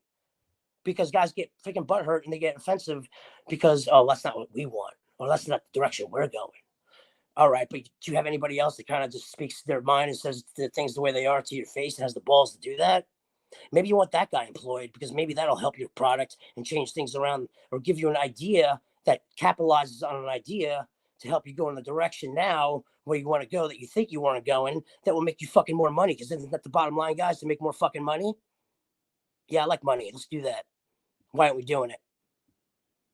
Well, if I'm a worker and there ain't no place to go pretty much except WWE, and you can't get in there, and then all of a sudden Tony's offering you all this money, 99.9 saying, well, I'm just going to shut up, do as I'm told, work once or twice a week, if that, and make my money, and then I can not be in shape, not be any good, because I only work 1 or 2 times a week against guys of their big. Instead of working 350 times in a year, they're working 10 times a month, and everybody's happy and they got a check. And Tony can play boss, and he's not taking anybody's advice. He's going to show everybody that he can draw on his own, that he's the man, he's the manipulator, he's the orchestrator of wrestling. And then how many people's he got in his booth to begin with? Tony? Is what? I don't know. On the announcing team, how many people has he got? Oh, well, 3 on one. You know, 3's too many. I think there was more than that at one time. I'm gonna say, but what I'm saying is, there's too much fucking talking, because everybody's trying to get over. In the kitchen. Yeah, it's ridiculous. Hey, shit, I used to watch wrestling. I'd turn the sound off so I can watch the wrestling. I don't want to hear the fucking announcers trying to get themselves over, trying to act like they're fucking important, trying to hit all this shit that nobody gives a fuck about. Right. Turn the goddamn. Pay attention to the talent. Try to get the talent over, the match over. A good commentator will do that, and it will enhance the match. Kevin Kelly and Nigel McGuinness, 2 of the best commentators that I ever had the pleasure of working with. Why? Because when I was in Ring of Honor, they made my good matches seem great, because they fucking put that match over, and I did just enough to slow things down, because when I slowed things down, I gave them a chance to talk about me and put me over. I didn't keep doing stuff on top of one another, another. I had a comma, I had a period. And why did I have those commas and periods? So they can talk about me and they can put me over and they can explain my backstory and they can tell me what a freaking asshole I am and why I did what I did because of this reason that happened a week ago. But if I keep on trying to do every freaking Diamond Cutter, DDT, and Canadian Destroyer, freaking punch, chop in the book, one after another with no comma in between, now I got myself a freaking run-on sentence or watching a movie and fast forward, and I can't freaking actually enjoy the fucking plot and see the scene for what it is because it's a bunch of fucking clusterfuck because I don't have a chance to fucking breathe. All right, we're on live YouTube. If we all just get rid of like 80% of the F-bombs, it'd be great. I'd like to stay on this channel here. Okay, yes. You can say F-bombs, sprinkle in, but we don't need to say 89 F-bombs in 30 seconds. Gotcha. All right, so my bad. We'll be fine with that. I don't want to lose my freaking. So here's my deal, man. Like, I don't think Tony Khan tells anybody what to do with the matches, number one. Number two, from what I've heard, which, for what that's worth, is some of these agents do say something to the boys, but it's up to the boys and they do what they want anyway, so it doesn't matter. And Tony Khan likes all this kind of stuff that they do, so that's just the deal. So it doesn't matter, like, if a Mark Henry says, hey, don't go doing that, they're going to do it anyway. It's just like when CM Punk told, what's-his-name, not to use real glass. He wants to do it anyway. They're going to do what they want as long as Tony lets them do what they want. I don't think Tony says, hey, go out there and no-sell this shit. He just thinks it's cool. Whatever they want to do, it's cool, and he lets them do it. Okay. They're paying the price, though. Look at the crowds. Look at the viewership, all that kind of stuff. So, I mean, they've been doing the same shit for 4 years. So you all it's funny because mad about it, but they're not going to change. It's been 4 years. They're losing their crowd, and who cares? It's fucking AEW. There, I just said the F. All right. What was that? Oh, there's a thing there though, guys. Is the question? I noticed the common denominator is we're going back to Tony Khan, AEW, Tony Khan, AEW. I didn't say anything about like Tony Khan and AEW. All I said was like, why don't wrestlers know how to work TV properly? Well, that goes to Vince too, and their product too, as well as with WWE. That goes to Ring of Honor too, as well as with Ring of Honor. That goes to all the freaking major promotions that are going out there, because I just don't know if they have the guys or the experience that they had back in the day. So they just kind of like the blind leading the blind a little bit today, and just no one has the balls, because like you said, for what reasons, why they don't speak up. Because I was at the WWE house show in Uniondale, Long Island, I want to say a month ago. Kenny called me down the day before to come down, help out with the show, do some of the matches, talk to the guys, whatever. So hell yeah, I'll go down there. Why not? You know? And I looked around before the show starts, and it was, again, like I was there in 2006. Usually the top row, the second row is tarped off, right?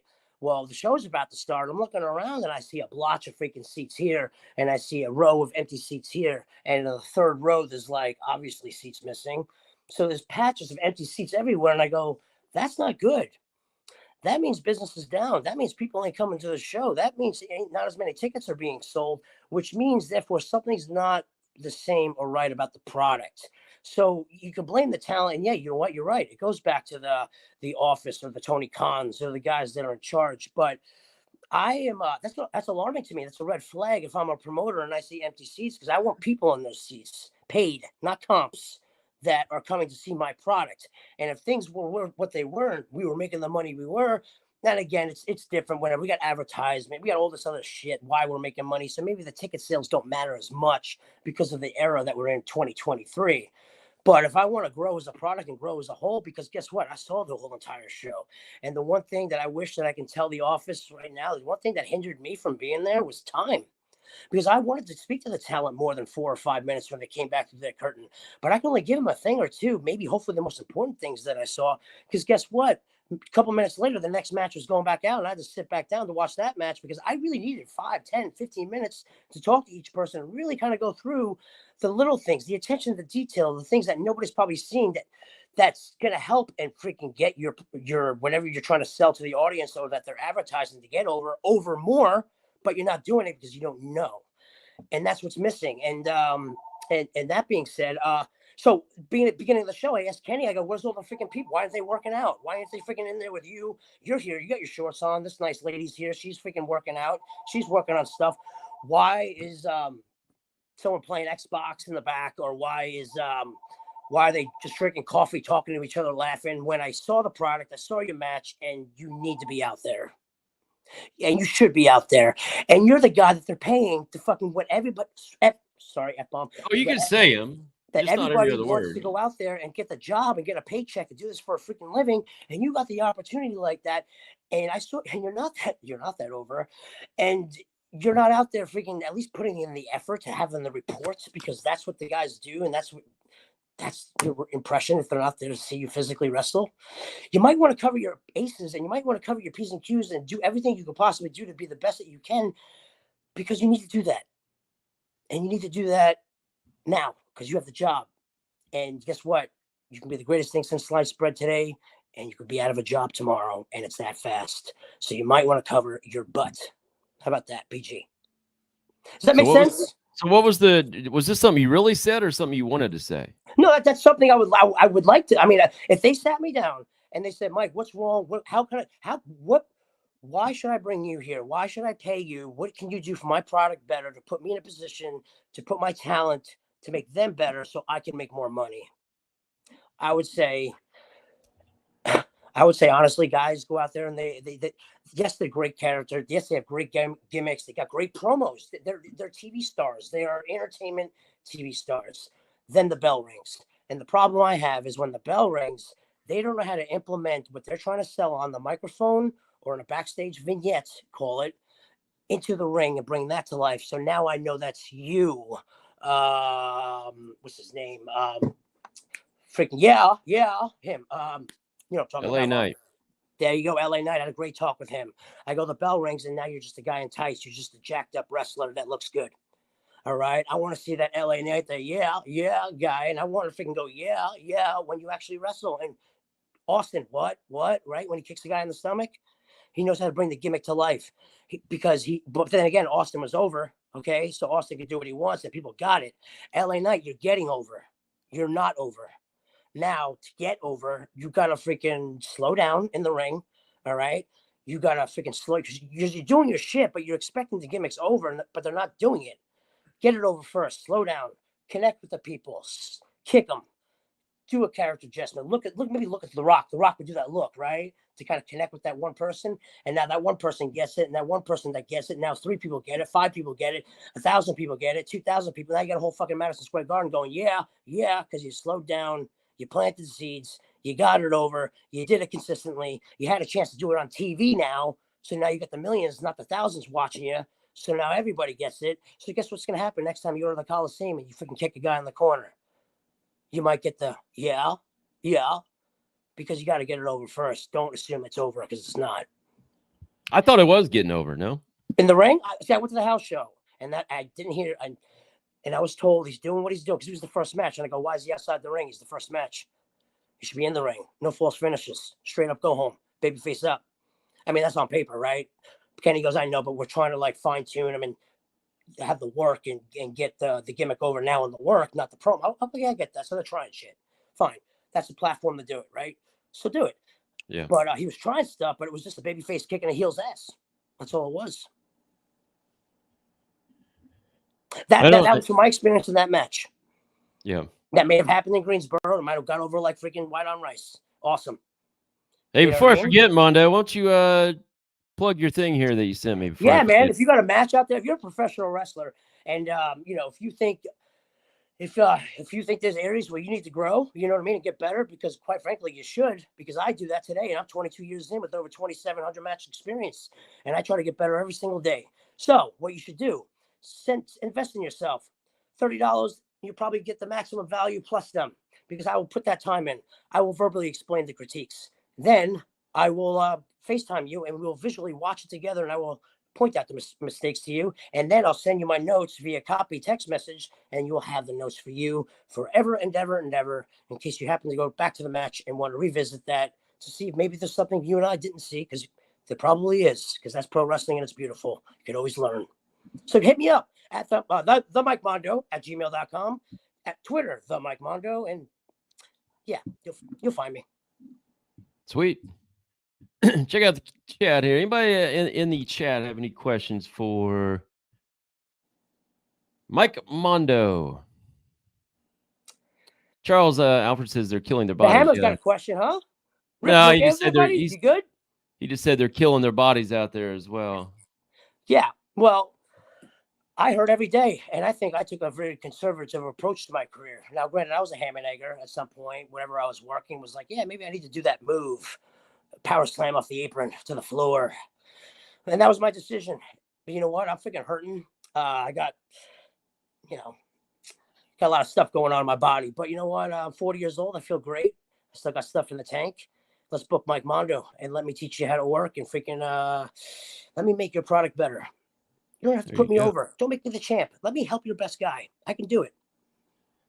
There you go. G33333 says, do you think if Tony Khan hired Ben Hacker Hameen to take over creative, it could help AEW increase ratings? Sure. I think Ben Hameen's a good mind. I think he'd help. I love Ben Hameen. Ben Hameen taught me a lot. Actually, yeah, I can shoot the crap at Ben Hameen any day of the week, twice on Sunday. Because you know what? He always has something logical to say. And he always has a different perspective, probably somewhere in left field that I didn't even think about. That it's like, all right, you know what? There's some truth to that. I'll take that and that, and I'll put it to work. And you know what? It may not work, but I'll give it a try, because it just might work better. And if it does, I'm keeping that in my back pocket. Sean says, is being an agent something you'd be interested in, Mondo? Yeah, of course. Is that something I want to do right now? I mean, yeah, right now, guys, everyone, what's your plans? What's your goal? Well, yeah, do I want to go back and work for WWE? Do I want to have a full-time job at AEW? Wherever. Yeah, of course I do. I want to make a living in the wrestling business right now, because I've been at the top of the world and I've been at the bottom, and I know everything now in between, because I just been there somewhere at some point in my life. Do I know everything? Have I experienced everything? Absolutely not. But I know what it's like to be broke, and I know what it's like to have a lot of money. And I know that I love and what I feel like I excel at, and why I was put on this earth was because of pro wrestling. I might have to call you up, Von Lila, or Rip, if I ever get a flat tire on the side of a road. Because the mind of Mondo may not be that educated there. However, when you talk to the freak about professional wrestling and you're talking about this business that I love and have a passion for, well, I feel honestly, and I'm not saying this in a cocky way, I'm saying this in a full-blown confident way, that I think I'm probably I think I'm a freaking doctor out there. You know what I mean? And I think I know more than what I think's out there today. And I don't know everything. And I want that to be idiot proof. But that being said, yes, that's what I love, and it doesn't feel like work to me. So that's where I want to make a living in. So yes, I will be a producer. I'll be a coach. I want to make a living in the wrestling business because I love this stuff. You know what I mean? It's not work to me. I put way more work in at the school I work in right now at NYWC, and I don't get a dime extra. And I don't want a dime extra. I don't even bring that up because it don't matter. Because I want to make guys that good, pass down the information that I know, because I see that what's out there. And if I can't be there, maybe you can. And if you can, do it better and make more money than me. How about that? We'll call it even. There we go. Hey, we got one more question. We're going to get ready to wrap this up, I think. Somebody wants to know what your thoughts of Dolph Ziggler getting released. You still talk to Dolph Ziggler? You guys still in contact? I hit up Dolph Ziggler. I gave him a text. I gave him a phone call. I didn't hear back from him for like a week later. He told me that he'll give me a couple jokes, inside jokes, and then he said, I'll give you a call back later this week. He turned his phone off for 3 weeks. So that's just what he did. He turned his phone off. I guess he didn't want to, whatever. And yeah, Dolph's the man. I love Dolph. Just because we don't see each other every day doesn't mean we're not going to pick right up like we do when we, talk. That's just how we are. We have that history. We have that relationship. Dolph's family. Shut up, phone. Jesus. Sorry, what do you think about his release? God damn. Yeah, cheers. Phone don't ring ever, but of course, when I'm on a podcast, it's got to ring, right? What do you think about his release? Was it time? Do you think I he think wanted it's the out? greatest thing. I think it's awesome. I think it'll give Dolph an opportunity to explore new areas. I don't think he's hurting for money. I mean, after a 15 run, Dolph is a smart guy. So I'm sure he was very smart with that. And I'm sure he loves wrestling. I'm sure he still wants to wrestle. And again, this is just me speaking, thinking I know Dolph. I don't think he wants to make that his prime focus right now. He probably wants to do other areas like comedy. He does. He has a big passion for that. I know he reads a lot of books, gets a lot of ideas. He probably wants to try some stuff that he couldn't do, that maybe they let him do a little bit of, but he couldn't do full-fledged because he had that hammer on him. But now that hammer is lifted and it's off, he can do what he wants. He's free. So I think he wants to probably explore whatever areas that he kind of put his foot in earlier, only put 2 feet in now, and see what that comes of it, just because he wants to try it, he wants to do it, and why not? All right, so we reviewed this movie from Kill City Cup, me and Rip did. Who was in it? Matt Sydal, Brian Cage, all the top stars. Kill City Cup, I'm assuming this is to you since we've already done this. It says, how much to review the entire 54 minutes of Kill City Cup? And can we post a video of your thoughts on it afterwards? So if you got an email address maybe you want to put out here that you could get in touch with Mr. Kill City Cup, maybe you guys could work something out off the air and do a movie. It's a wrestling movie that he has people review. It's a wrestling movie. It's what was it? The Kill City Cup tournament, baby. Okay, sure. ACC. Yeah, hit me up. The Mike Mondo at gmail.com. Twitter, the Mike Mondo. DM me there, or DM me on Instagram. How about that? The Mike Mondo. So you should find me there. Let's talk. Sure. Hit me up. Mike Mondo. I'll put it in the chat at gmail.com. The Mike Mondo at gmail.com. Yeah, I got it. Yep. There you go. Kill City Cup. The Mike Mondo at gmail.com. And you guys can work on that outside of the thing. Awesome, dude. Well, we've been on here for an hour and 38 minutes, so we're gonna kick you out and we're gonna get ready to wrap this up. I think I told you 1 to 1:30, but we're a little late. A little past that, I mean, not a little late. You just told me 1 o'clock though, right? Was that right? Yeah, you were good, dude. You were good. Yeah. You know what's funny? I had 20 tweets and we didn't even get through the first one. We got through halfway. Isn't that funny how much we can dissect on one tweet? Yeah, we'll have you back. We can do it again. I know. It's awesome. Over prepared. I came with the mustard, baby. I was ready for you. Over prepared. No, we can definitely we can do something again soon, so it's fine. We'll get to it. All right. Thanks for coming on, man. Plug your stuff again. I know you just plugged said it for me, man. And you know what? Hey, if you want to book me for a wrestling show, because I'm active there, kicking ass, taking names in the ring, seminars. I love seminars. Let's do it. Again, the Mike Mondo at gmail.com, the email. You got my match reviews. You got that. If you're in the Long Island area and you want to be a pro wrestler, have the inspirations to, come on down. Deer Park, Long Island. That's where I am. I head coach there every Thursday, Sunday. Do shows once a month. Step in, give you a tour, give you a little speech. Watch the first practice. Enjoy yourself. It'll be the greatest investment you've ever made in your life if pro wrestling's the direction you want to take it. Sweet, dude. Thanks for coming on. Have a good weekend, man. Thank you, guys. Always seeing you. Ripper, you good, buddy? I love you. Can't blame you. All right. I'm just best. so hot. I'm just hot. Rip's got to pee. He's been on here for an hour and 40 minutes. So, all right. See you, man. Thanks. Thanks, Mikey. Mike Mondo of the Spirit Squad, man. WWE. Squad, ladies and gentlemen. Hell yeah. Bobby Lopez back said, "Oh, Mike, that's somebody else." Mike has old school manager vibes. Mike's voice sounds like Joe Pesci. Yeah, Pesci. He does sound a little like Joe Pesci there. Man, I tell you what, Rip. I feel like we just need to. I feel like we need to. I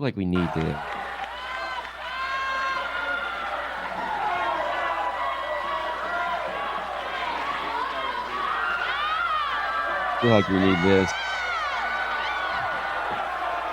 Gotta rewatch, see what happened here. I think it's maybe your footing maybe slipped, or maybe your shoes didn't have.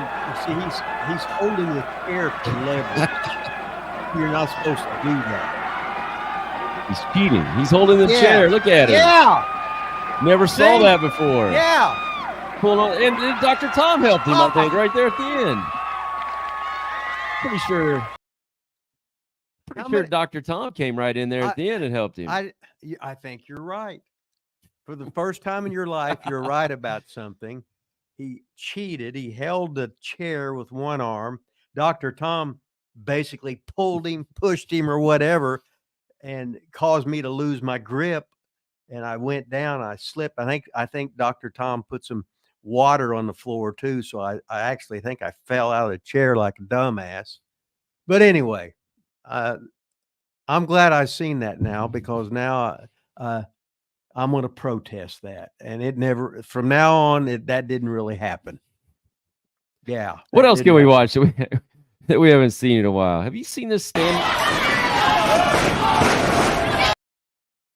Who did that? That's me, man. You see that thing? It was awesome. Back in my day. Somebody talked about Ben Hameen.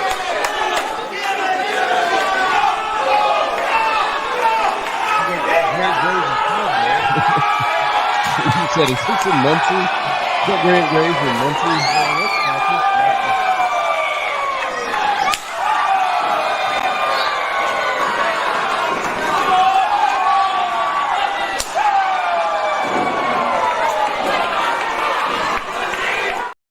Oh man, what a show today, Rip.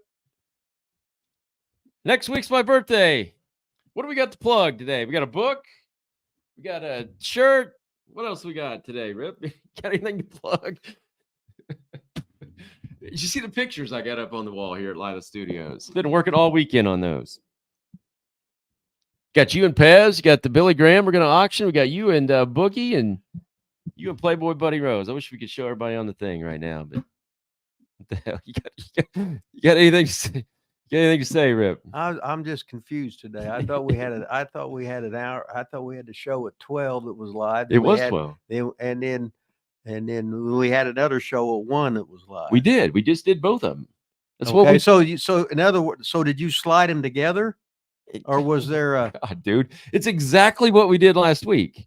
It's the exact same format as last week. We did our show live for an hour. Okay. Then Haley J showed up at 1 o'clock. Okay. And then she was on the show for the next hour. Okay. Well, Mike was only on there for 38 minutes or right. I only had him scheduled. I told him we'd have him on 30 minutes. Okay. So we've only had the show on for an hour and 38 minutes. Or hour and 44 minutes. What's that? What does that matter? Why does that confuse you? Well, if you advertise it. I didn't advertise anything. I said Mike Mondo would be on here at 1 o'clock.